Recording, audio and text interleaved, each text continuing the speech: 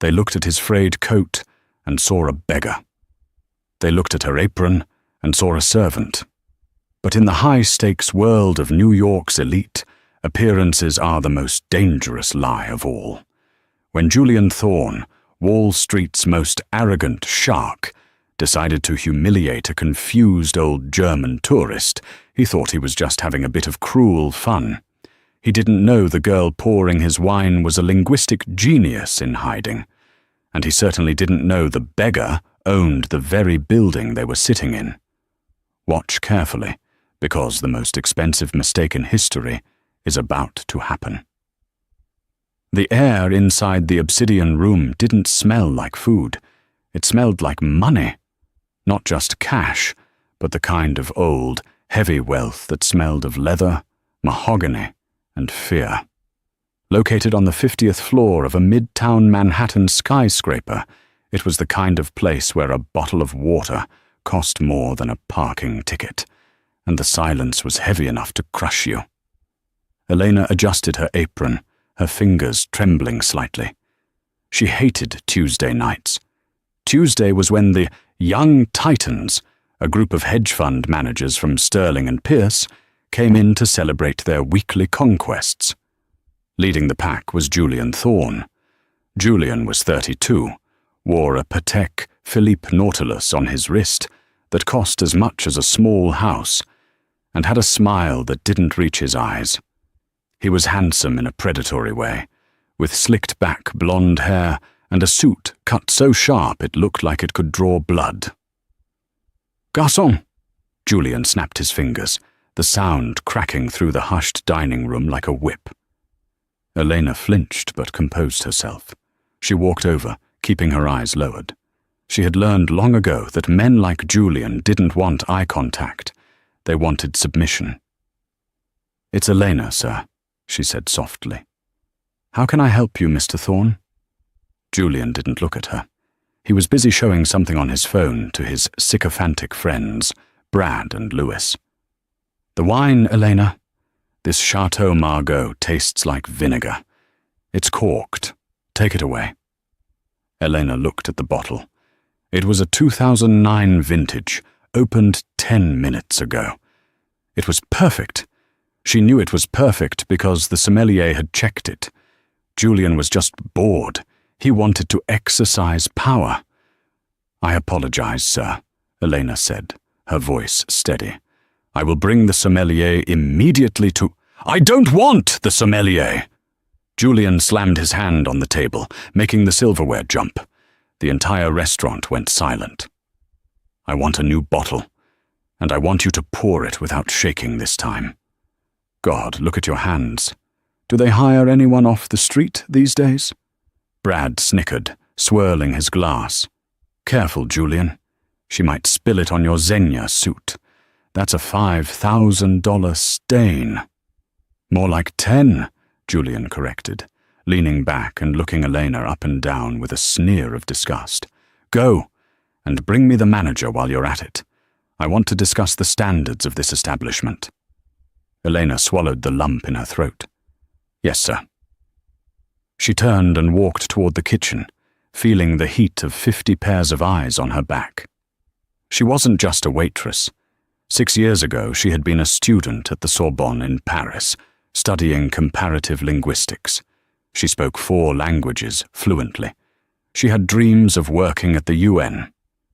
But then her father's gambling debts had imploded the family, the collectors had come, and Elena had disappeared into the anonymity of the service industry to pay off the sins of a parent. She was invisible here. Just a pair of hands to serve and a back to break. As she reached the service station, the heavy oak doors of the restaurant entrance swung open. The hostess, a terrified 20-year-old named Sarah, looked up in confusion. The obsidian room was reservation only, booked out months in advance. Walking through the doors was a man who looked like he had wandered out of a black-and-white photograph from a different century. He was elderly, perhaps in his late 70s, leaning heavily on a wooden cane with a silver handle. But it was his clothes that drew the stares. He wore a thick, wool trench coat that looked 3 sizes too big and decades too old. It was a drab grey, frayed at the cuffs. Underneath, he wore a simple cardigan and slacks that bunched at the ankles. He held a faded flat cap in his hands, wringing it nervously. He looked like a grandfather who had gotten lost on the way to the park. The silence in the restaurant shifted. It went from respectful quiet to awkward tension. In the obsidian room, poverty was the ultimate sin, and this man wore it like a uniform. Sarah, the hostess, stepped forward, blocking his path. Sir, I think you have the wrong floor. The food court is in the basement." The old man looked up. His eyes were a piercing, icy blue, hidden under bushy white eyebrows. He looked tired. Bone tired. "Entschuldigung," the old man mumbled, his voice raspy. I look for a table. For one." Sarah blinked. "I'm sorry. We are fully booked, and we have a dress code." "Please," the man said, switching to heavily accented, broken English. "I am hungry. Just soup. Please, I walk very far." From the center table, a loud, cruel laugh rang out. It was Julian. He swiveled in his chair, holding his wine glass like a scepter. "Oh, this is rich!" Julian shouted, his voice carrying across the room. "Hey, Gandalf! Did you get lost on the way to the homeless shelter?" Brad and Lewis roared with laughter. The old man flinched, gripping his cane tighter. He looked toward Julian, confusion etched on his weathered face. "Bitter?" "He doesn't even speak English," Julian scoffed, standing up. He had found a new toy to play with, something more entertaining than harassing the waitress. "Hey, manager, why is there a stray dog in the dining room?" Mr. Galloway, the restaurant manager, came rushing out of the office, wiping sweat from his forehead. He was a man who lived in constant terror of bad Yelp reviews and Julian Thorne's temper. "I'm handling it, Mr. Thorne. I am so sorry," Galloway squeaked. He rushed over to the old man, his face red. "Sir, you need to leave. Now. You are disturbing our VIP guests." "I have money," the old man said softly, reaching into his deep coat pocket. He pulled out a leather wallet. It was worn, cracked, and ancient. "I pay." "It's not about money," Galloway hissed, lowering his voice but grabbing the old man's arm. "Look at you. You're scaring the clientele. Out. Now." Elena watched from the shadows of the kitchen doorway, her heart hammering against her ribs. She saw the old man's hand tremble as Galloway pulled at him. She saw the dignity in his posture despite the rags, and she saw Julian Thorne grinning, pulling out his phone to record the humiliation. "Go on, Galloway," Julian cheered. "Throw him out, or better yet, give him a mop. He looks like he knows how to clean a floor." Something inside Elena snapped. It was the same feeling she had when the debt collectors had taken her father's watch, the last thing he had left. It was the burning heat of injustice. She dropped the tray she was holding. The crash of silverware hitting the floor echoed like a gunshot. Ignoring the protocol, ignoring the fear of losing her tips, Elena marched across the dining room floor. "Let him go," Elena said. Her voice wasn't loud, but it was clear. It cut through the laughter at Julian's table. Mr. Galloway froze, his hand still gripping the old man's frayed coat. He looked at Elena as if she had grown a second head. "Elena, get back to your section. Are you insane?" "He said he is hungry," Elena said, stepping between the manager and the old man. She stood barely 5'5", but in that moment she looked 10 feet tall. "And he said he can pay. Since when do we refuse service to paying customers because of a coat?" Julian Thorne walked over, sensing a confrontation. He loved confrontation. It was the only thing that made him feel alive outside of making money. "Since we have standards, sweetie," Julian drawled, looming over Elena. He smelled of expensive cologne and scotch. Look at him. He smells like mothballs and failure. He's probably going to give us all lice." He turned his phone camera toward the old man, zooming in on the frayed collar of his coat. "Say hello to my Instagram followers, Gramps. Tell us, what bridge do you sleep under?" The old man didn't look at the phone. He looked at Elena. His blue eyes were wide, surprised by her intervention. "Fräulein," he whispered, "is it okay? I go." "No," Elena said firmly, looking Julian dead in the eye.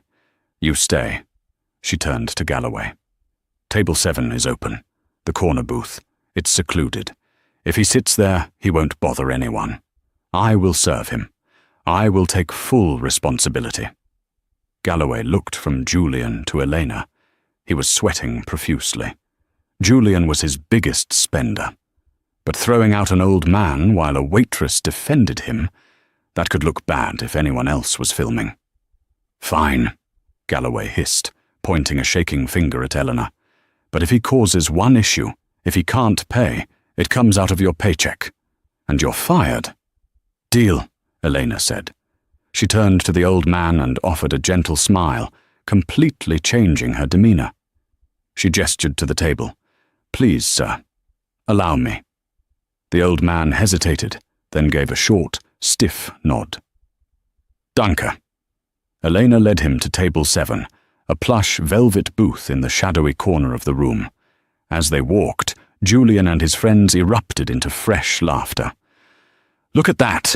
Julian shouted to the room. "The trash is taking out the trash. It's a match made in heaven. Maybe they can share a dumpster later."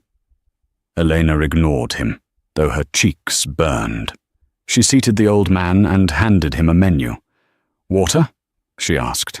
"Please," he said. "Mineral water. No ice." She brought it quickly. As she poured, she noticed his hands. They were spotted with age, but the fingernails were manicured and clean. There was no dirt under them. This wasn't a homeless man. This was an eccentric. "Thank you, child," he said, his English thick and clumsy. "This man, the loud one, he is... boss?" "No," Elena said, keeping her voice low so Galloway wouldn't hear. "He is just a customer, a very rude customer." The old man took a sip of water. He looked over the rim of the glass at Julian, who was now standing on his chair, toasting to the room. "I see," the old man murmured.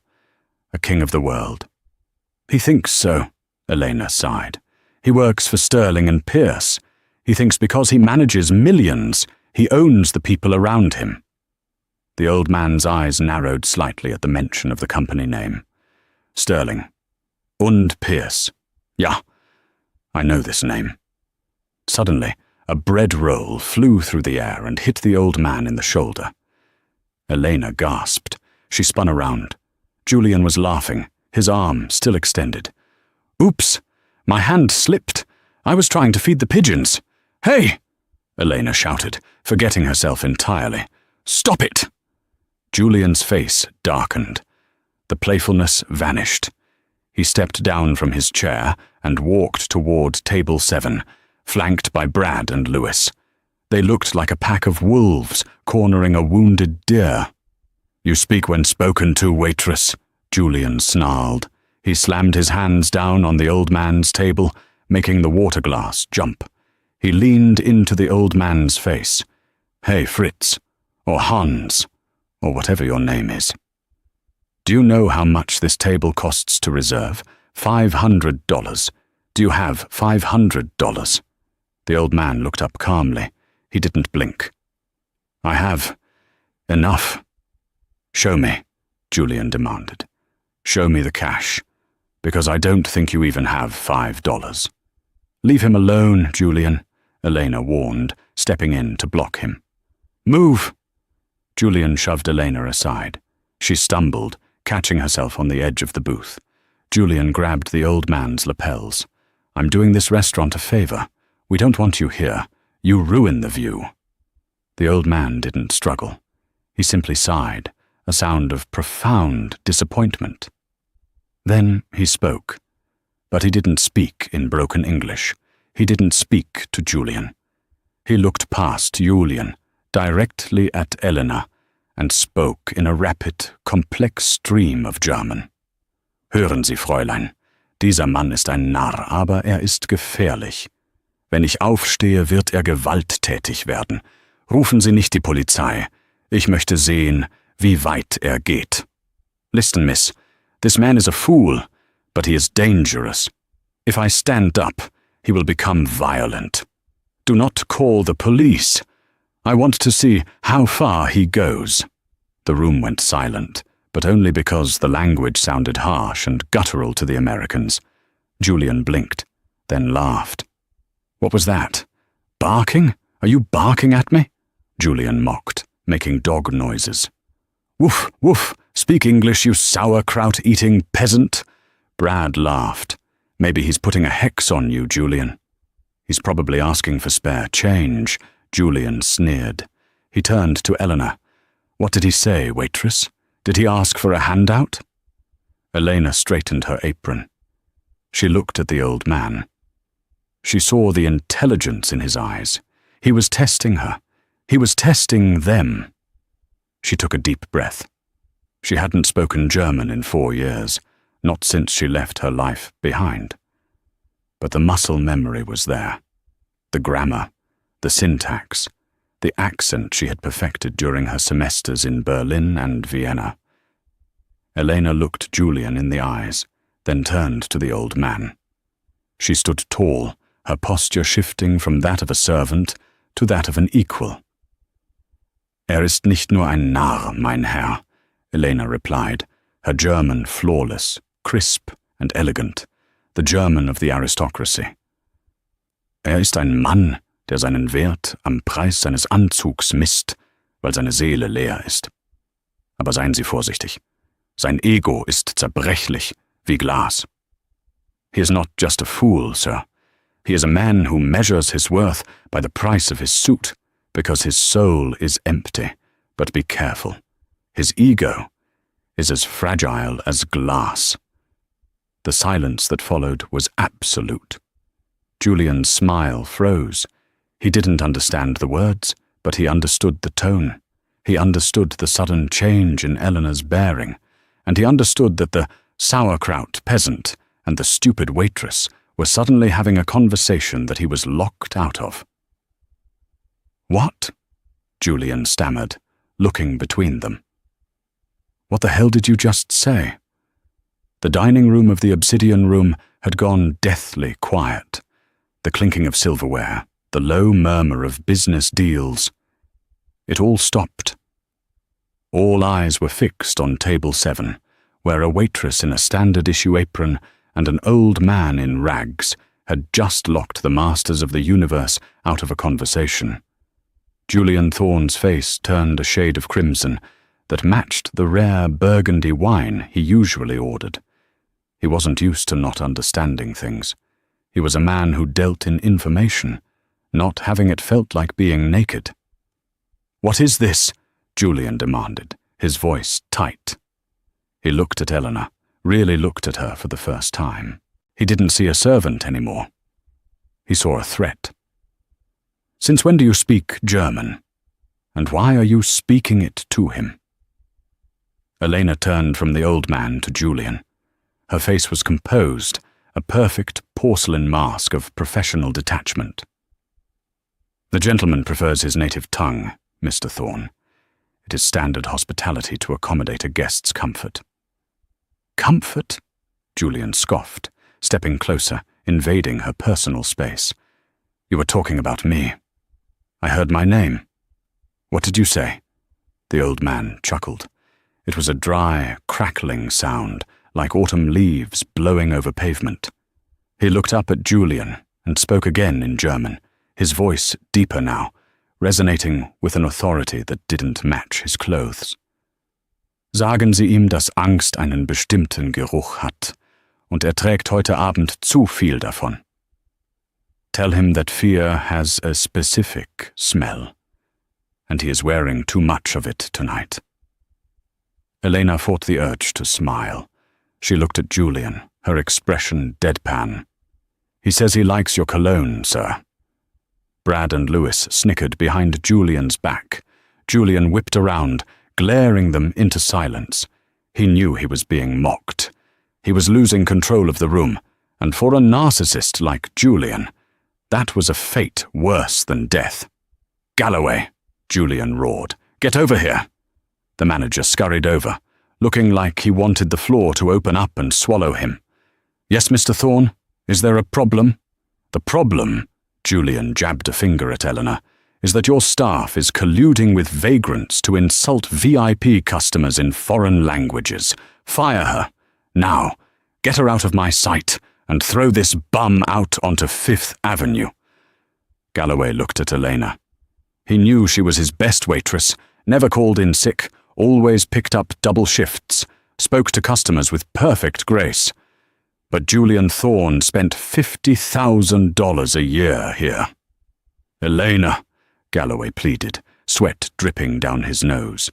"Please, just apologize to Mr. Thorne. Speak English. De-escalate this." Elena looked at her manager, a man so beaten down by the whims of the rich that he had lost his spine. Then she looked at the old man, who was watching her with expectant, icy blue eyes. "I have done nothing wrong, Mr. Galloway," Elena said quietly. "I am doing my job." Julian laughed, a harsh, barking sound. "Your job is to do what I tell you. You're a nobody, a tray carrier. I could buy this whole restaurant and turn it into a parking garage just to fire you." He leaned over the table, bracing his hands near the old man's water glass. "And you, Grandpa, you think this is funny? You think she can protect you?" The old man slowly reached into the inside pocket of his tattered trench coat. Julian flinched back, perhaps expecting a weapon. Instead, the old man pulled out a small, worn leather notebook and a gold fountain pen. The pen was exquisite, heavy, older than anyone in the room, with an intricate nib. It was the only thing on him that looked valuable. He opened the notebook and began writing. "What are you doing? Writing your last will and testament?" Julian sneered. "Leave your shopping cart to your pigeons." The old man finished writing, blew gently on the ink to dry it, tore the page out, and folded it. He handed the folded paper to Eleanor. "Behalten Sie das, mein Kind," he said softly in German. "Wenn die Rechnung kommt, geben Sie das dem Manager, aber nicht vorher. Keep this, my child. When the bill comes, give this to the manager, but not before." Eleanor took the paper. It felt heavy in her hand. She tucked it into her apron pocket. "What did he give you?" Julian demanded, his curiosity eating him alive. "A love note? A coupon for soup?" "He would like to order dinner now," Elena said, ignoring Julian completely and turning her back to him to face the old man. Julian stood there, stunned. He had been dismissed by a waitress. He retreated to his table, seething. He downed his wine glass in one gulp. "Let them play their little game," he spat to Brad and Lewis. "When the bill comes, and that old fraud can't pay, I'm going to make sure the police drag them both out in cuffs. Watch!" Elena felt like she was walking a tightrope over a canyon. She could feel Julian's murderous gaze boring into her back every time she moved. At table 7, the old man, she still didn't know his name, seemed entirely unbothered. He surveyed the dining room with the critical eye of someone used to inspecting things he owned. "The soup, sir?" Elena asked, ready to suggest the roasted tomato bisque, the cheapest item on the menu. The old man shook his head. He picked up the heavy leather menu and didn't even look at the prices. "I will have the lobster thermidor," he said, in clear, heavily accented English, ensuring Julian could hear him. "And the Kobe beef tartare for an appetizer." Elena froze. The lobster thermidor was $180. The tartare was $95. "Sir," Elena whispered, leaning in close, "are you sure? Those are very expensive items." The old man looked up at her, his blue eyes twinkling with a mischievous light. "You worry about the bill, Fräulein?" "I worry about you," she admitted. "Mr. Thorne is waiting for you to fail. He wants to humiliate you." "Let him wait," the old man said. "And for wine." He paused, scanning the massive wine list. He tapped a finger on a listing near the bottom of the last page. "This one. The 1982 Chateau Lafite Rothschild." Elena nearly dropped her order pad. The dining room went silent again. Everyone knew what that wine was. It was the crown jewel of the Obsidian Room's cellar. It cost $4,000 a bottle. Even Mr. Galloway at the front desk choked on his water when he heard the order. From Julian's table, a loud, triumphant laugh erupted. "He's insane!" Julian shouted, gleeful. "I told you, he's a mental patient. Let him order it, Galloway. Bring him the bottle. I want to see his face when he realizes he has to wash dishes for the next 10 years to pay for it." Galloway rushed over to Eleanor, panicked. "Eleanor, don't you dare ring that in. He can't pay for that. We'll be out thousands." Eleanor looked at the old man. He sat with quiet dignity, waiting. She remembered the weight of the gold pen he had used. She remembered the intelligent defiance in his German words. And she remembered the way men like Julian had looked at her father just before they ruined him. "He wants the wine, Mr. Galloway," Elena said firmly. "I'm getting the sommelier." She walked away before Galloway could stop her. She went to the cellar door, her heart pounding rhythmically. "Trust him," a voice inside her insisted. "Trust the eyes, not the coat." When the sommelier, a snotty Frenchman named Jean-Luc, brought the dusty, sacred bottle to the table, he held it like it was a radioactive isotope. He clearly expected the old man to try and drink it straight from the bottle. The old man waved away the tasting. "Just pour. It needs to breathe." Elena poured the dark ruby liquid into the large crystal glass. The old man swirled it gently. He didn't drink immediately. He closed his eyes and inhaled the aroma deeply, a look of pure contentment crossing his weathered face. He took a sip. Then he looked across the room at Julian Thorne, raised his glass in a mock toast, and spoke loudly enough for the whole room to hear. "Much better than the vinegar you were drinking, boy." Julian turned purple. He stood up, knocking his chair over. "That's it. I'm calling the cops. This is fraud. He's defrauding the restaurant right in front of us." Julian pulled out his phone and began dialing, his voice loud and self-righteous, as he demanded the police come to the Obsidian Room to arrest a vagrant trying to steal thousands of dollars in wine. The old man ignored him completely. He looked up at Elena as she placed the Kobe Tartar in front of him. "Sagen Sie mir, Elena," he asked softly in German, using her name for the first time. "Was macht eine Frau mit ihrem Verstand und ihrer Bildung an einem Ort wie diesem, wo sie solchen Idioten Wein serviert? Tell me, Elena, what is a woman with your mind and your education doing in a place like this, serving wine to idiots like that?" Elena felt a lump in her throat. No one had asked her about her mind in 6 years. "Ich bezahle für die Sünden meines Vaters," she replied honestly in German. "Und ich warte. Ich warte darauf, dass die Welt wieder einen Sinn ergibt.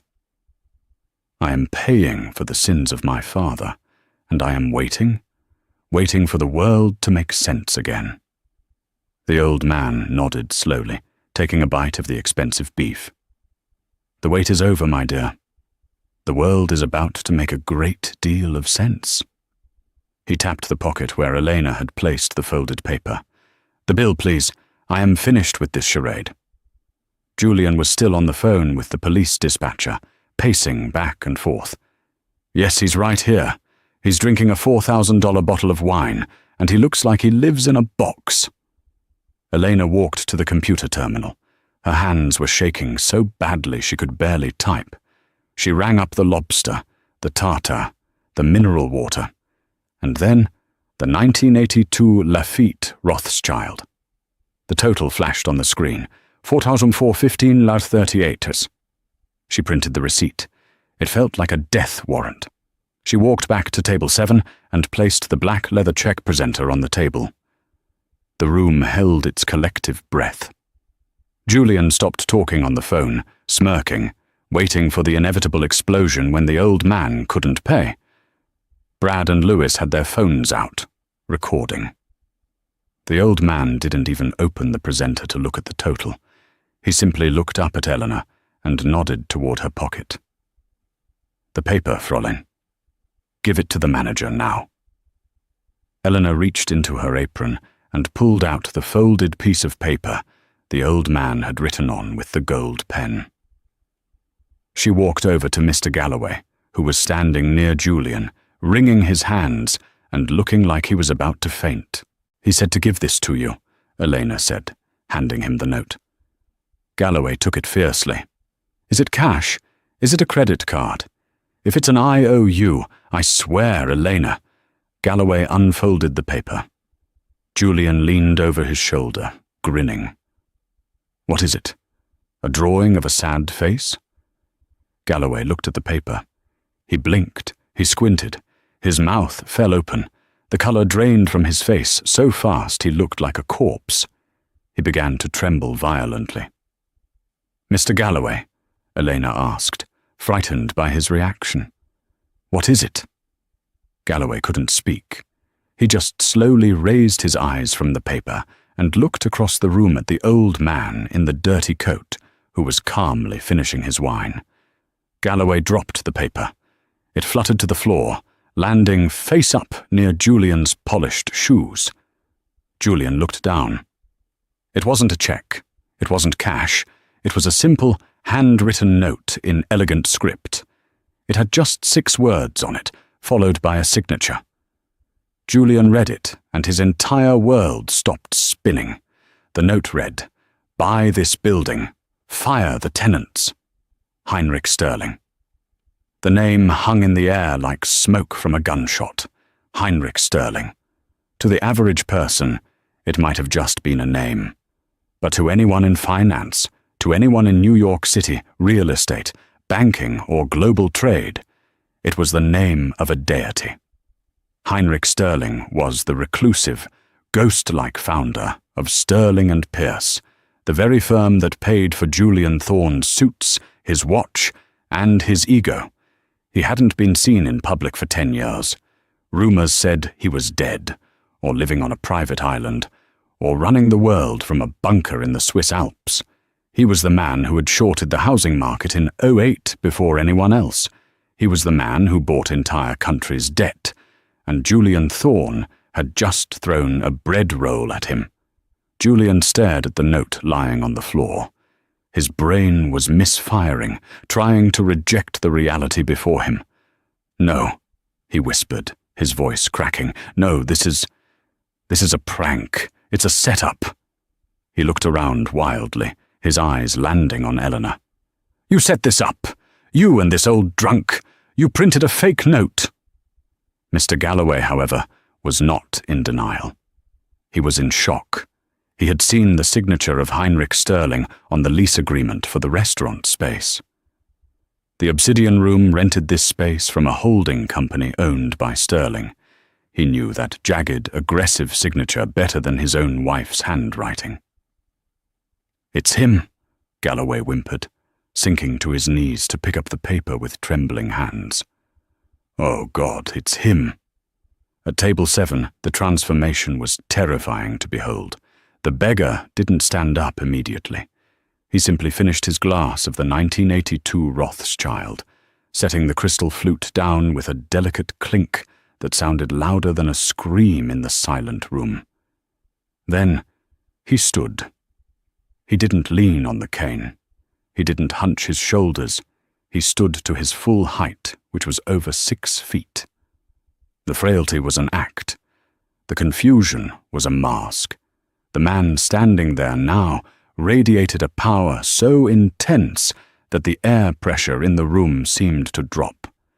He adjusted his frayed coat, but now it didn't look like rags. It looked like the eccentric armor of a king who didn't need to impress anyone. He walked slowly toward Julian. The sound of his footsteps on the marble floor was rhythmic, heavy, inevitable. "Mr. Thorne," the old man said. He didn't speak in the broken, mumbled English of the confused tourist. He didn't speak in the guttural German he had shared with Eleanor. He spoke in perfect, crisp, transatlantic English, the accent of old money, of boarding schools, of power. "I believe you were calling the police?" the old man asked, stopping 2 feet from Julian. "Do not let me stop you. I would love to meet the NYPD. I believe the commissioner is on my board of directors."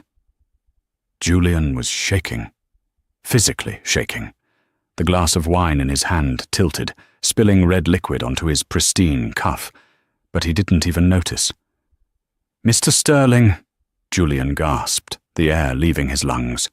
"Sir, I had no idea." "That you were speaking to your employer," Sterling finished the sentence for him, his voice dangerously calm.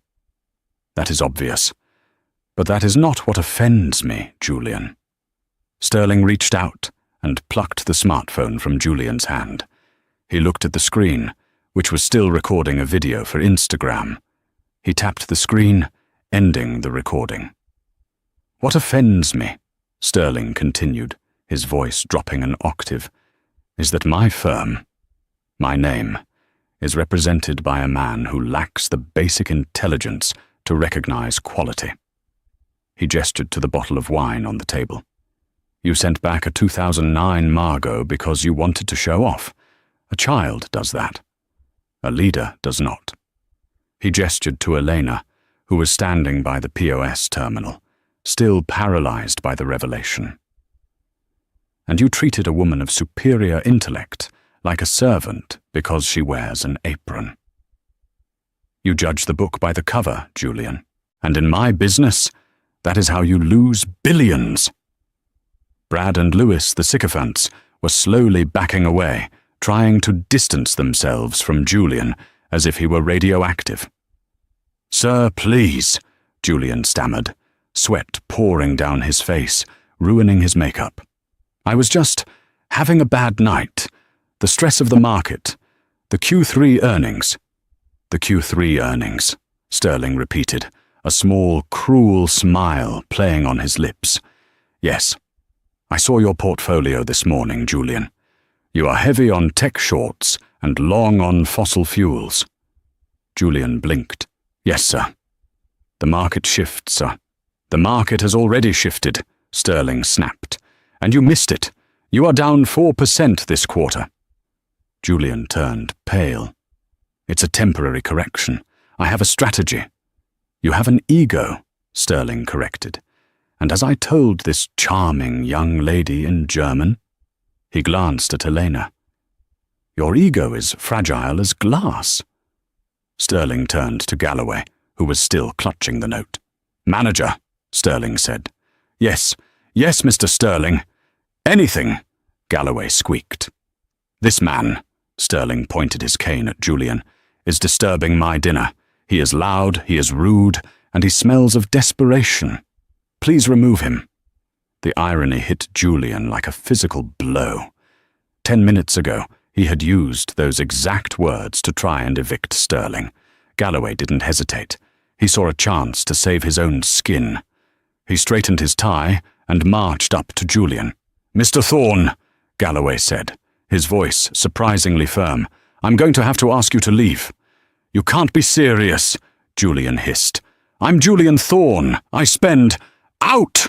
Galloway shouted, pointing to the door. "Before I call the police and have you arrested for harassment." Julian looked around the room. The other diners, people he knew, people he wanted to impress, were all staring. Some were filming. His humiliation was total. He glared at Sterling, then at Eleanor. "This isn't over," he whispered. "You think you've won? I'm still a partner at the firm. HR will hear about this." Sterling laughed. It was a deep, belly laugh. "Oh, Julian, you really don't understand how the world works, do you?" Sterling turned his back on him. "Get out of my sight. I have business to discuss with my dinner companion."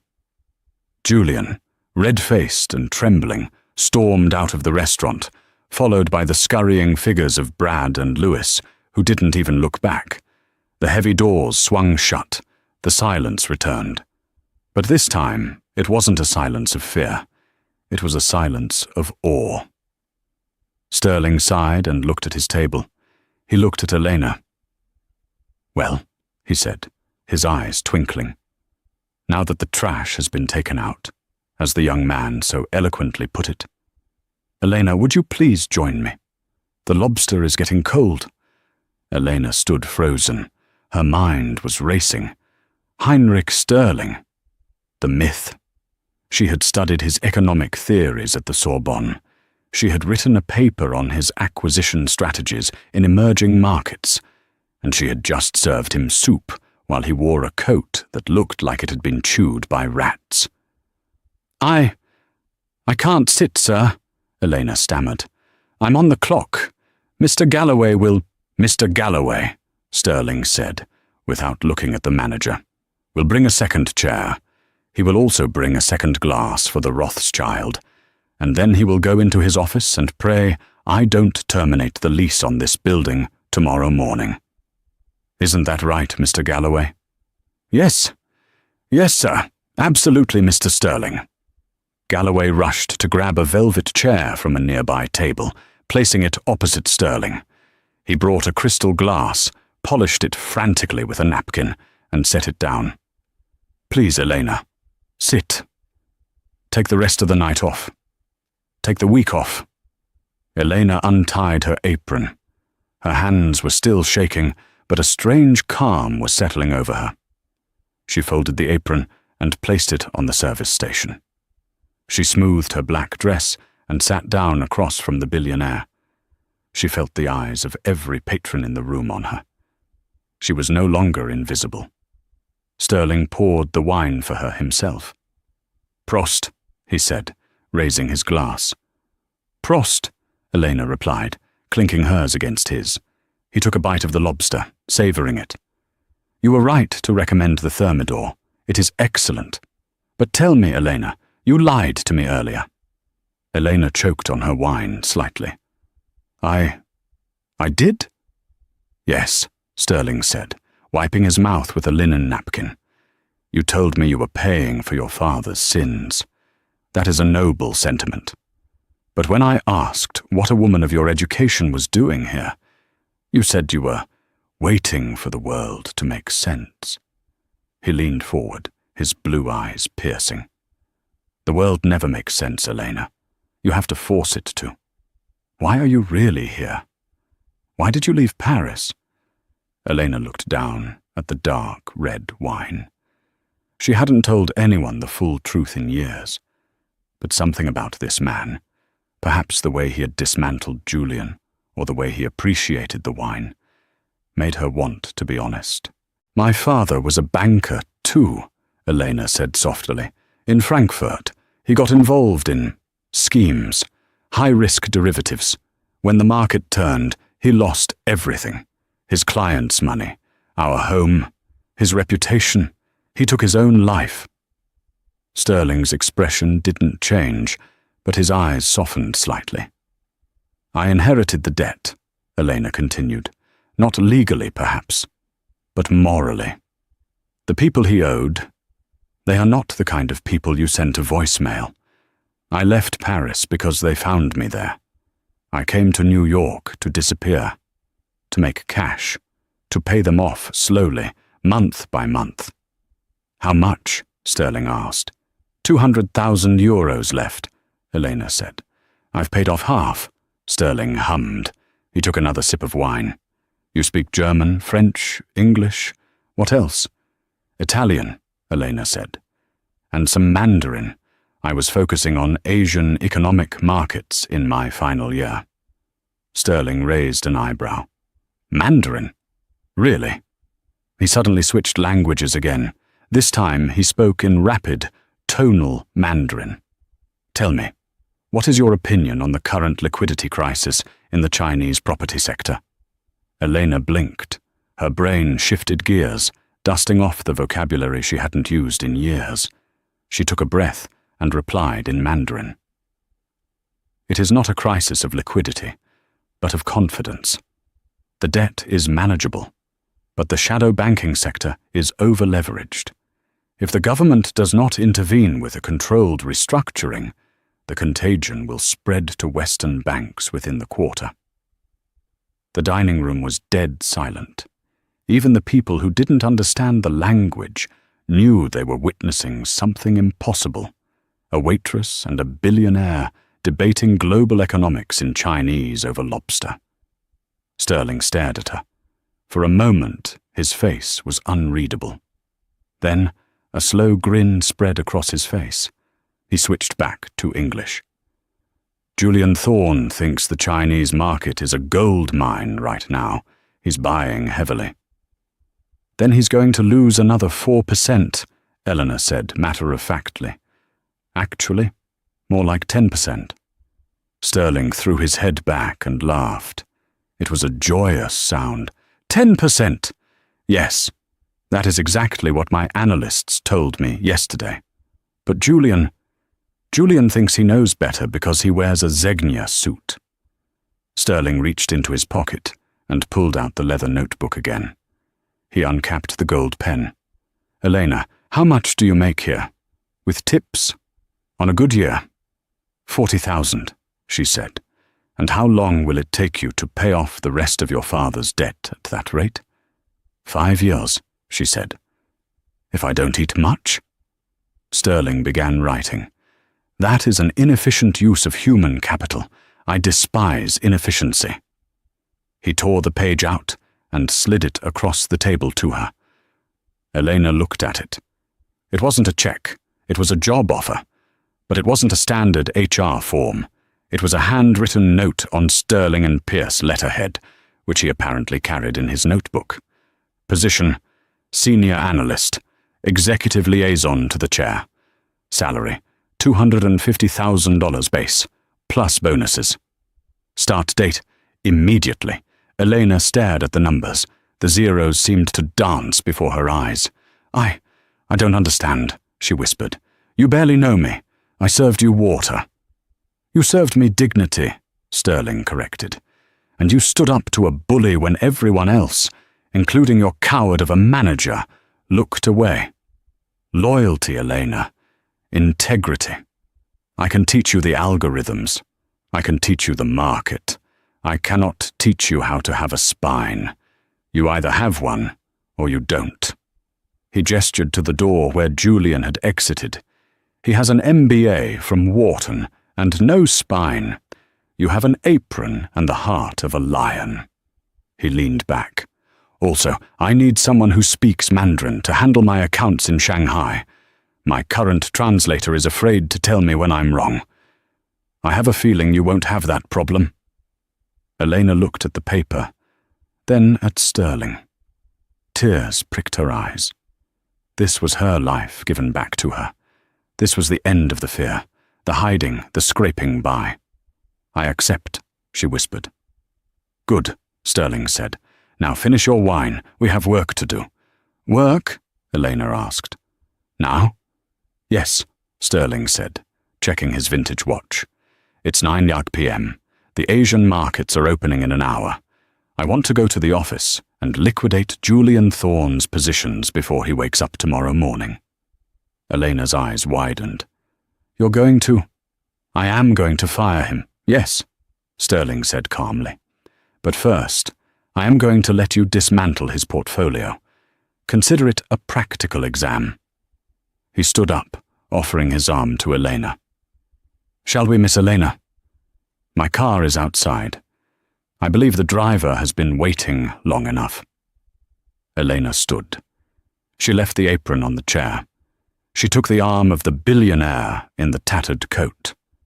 As they walked toward the exit, the entire restaurant watched. Mr. Galloway was bowing so low his nose nearly touched the floor. The patrons were whispering, snapping photos, realizing they were witnessing the birth of a legend. They walked out of the heavy doors of the obsidian room and onto the street. A sleek, black Maybach was parked at the curb, its engine purring. A chauffeur in a pristine uniform held the door open. He didn't look surprised to see his boss dressed like a beggar. He just nodded respectfully. "Good evening, Mr. Sterling." "Good evening, Arthur," Sterling said. "We are going to the tower." "And Arthur?" "Sir, this is Eleanor. She runs the show now." Arthur bowed his head to Eleanor. "Mum." Eleanor looked at the car, then back at the restaurant window, where she could see her old life reflected in the glass. She took a deep breath of the cold New York air. It smelled different tonight. It didn't smell like fear anymore. It smelled like victory. "Let's go," Elena said. The headquarters of Sterling and Pierce loomed over Manhattan like a fortress of glass. On the 80th floor, the office was silent, save for the rhythmic tapping of a keyboard. Elena sat before a bank of 6 glowing monitors. Heinrich Sterling stood beside her, no longer the beggar in the frayed coat, but a titan of industry in a cashmere cardigan. "Do you see it?" Sterling asked softly. Elena nodded, her eyes scanning the jagged red lines. "He's over-leveraged in lithium futures. He's using high-frequency algorithms to hide the volatility. It's reckless." "It's arrogant," Sterling corrected. "He believes the market bends to his will. He has leveraged everything to cover his tech shorts. If the price drops even 2%, he is insolvent." "And you want me to trigger it?" Elena asked. "I want you to cut the cancer out of this company," Sterling said. "Dump our holdings. Flood the market." Elena didn't hesitate. She thought of Julian's laughter, the bread roll he threw, the way he looked at her father's generation with contempt. She pressed enter. On the screens, the numbers plummeted. It was a digital slaughter. In seconds, millions of dollars in artificial value evaporated. Julian Thorne's career was dead before he even woke up. The next morning, Julian stepped out of his town car at 8:45 a.m. He felt groggy but confident. "Sterling is just a senile old man," he told himself. "I generate too much profit. They can't touch me." He smirked at the receptionist and swiped his badge at the turnstile. Beep, beep. A red light flashed. "Access denied."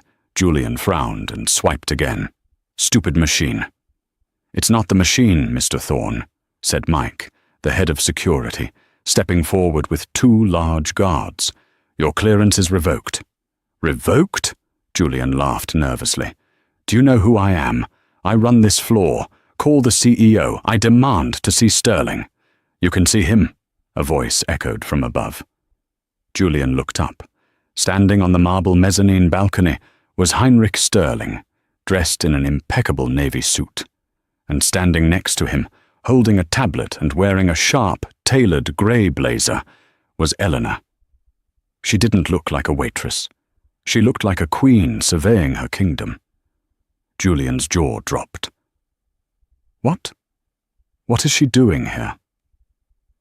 "She's working, Julian," Sterling announced, his voice carrying across the silent lobby. "She's my new senior executive liaison. And her first task last night was to audit your portfolio." "My portfolio is fine," Julian shouted, sweat beading on his forehead. "Your portfolio is gone," Elena said, her voice calm and amplified by the acoustics. "We liquidated your lithium positions at 4 a.m. The margin calls triggered immediately. You are bankrupt, Mr. Thorne." "You crashed my accounts?" Julian screamed. "That's sabotage." "It's risk management," Sterling replied coldly. "You were gambling with my money, and you lost."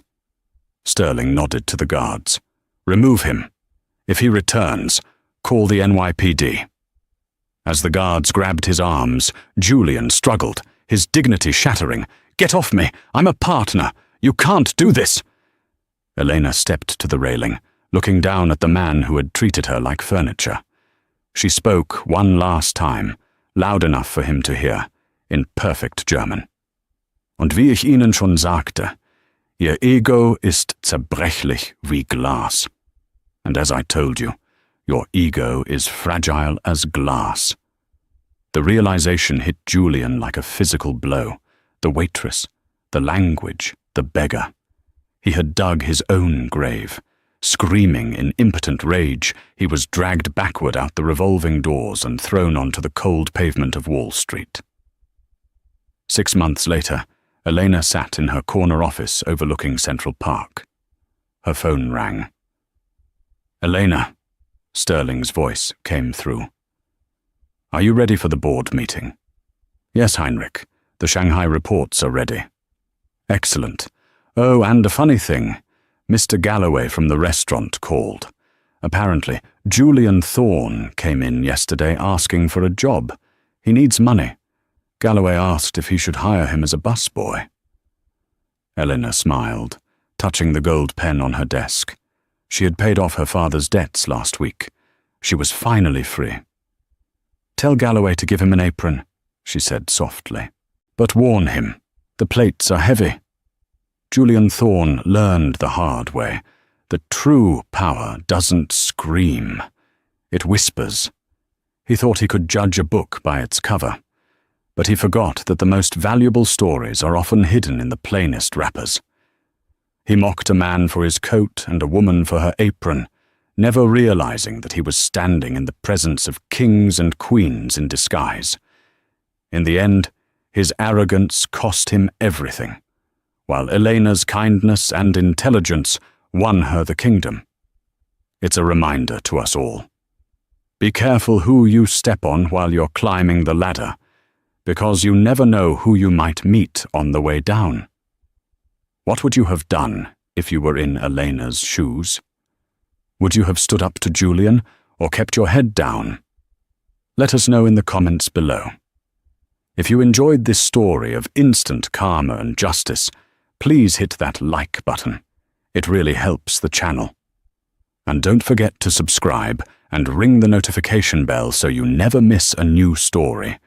We post dramatic tales of truth and triumph every single week. Thanks for watching, and remember, kindness is free,